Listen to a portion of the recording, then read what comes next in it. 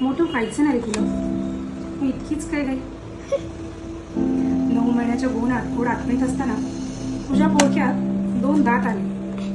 गुटी, दोपटी, लंगोटी मागे पडत गेली. जेवायला आता तुला सांगोबाची गरज लागत नाही. मोठं व्हायचं ना रे तुला. मग एवढी काय काही बोलताना आता तुझे शब्द काही अडकळत नाही. मी मात्र तुझं लहानपण जगत अजून तुला चिवकाळूच्या गोष्टी सांगते. माझ्या जवळच्या गोष्टीचा भंडारा संपला रे आता. तरीही तुला नवीन गोष्टी म्हणून जुन्याच ऐकवत राहते. मोठं व्हायचंय ना रे तुला.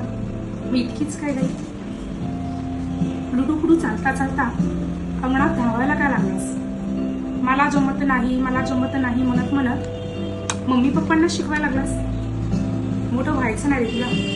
मग इतकीच काय नाही शाळा नको म्हणता आता मात्र अभ्यास आणि मित्रांच्या गाड्यात गुंग झाला आहेस.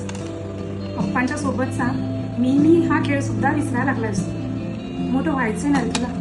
मग इतकीच काय नाही आता मात्र देवाकडे एकच मागते. त्याच्या वयाच्या आकड्यासारखा त्याचं संकट काही वाढू देऊ नकोस. त्याचं आयुष्यही तितकं सुंदर कर जितकं की त्या नर्सनी गुलाबी दुपट्यात गुंडाळलेलं माझं निरागस बाळ. मोठं व्हायचंय याला. होऊ दे मग आता. लाईट गेल्यावर अंधाराला काय घाबरायचं हे कळतंय त्याला. मोठं व्हायचंय त्याला. होऊ दे मग.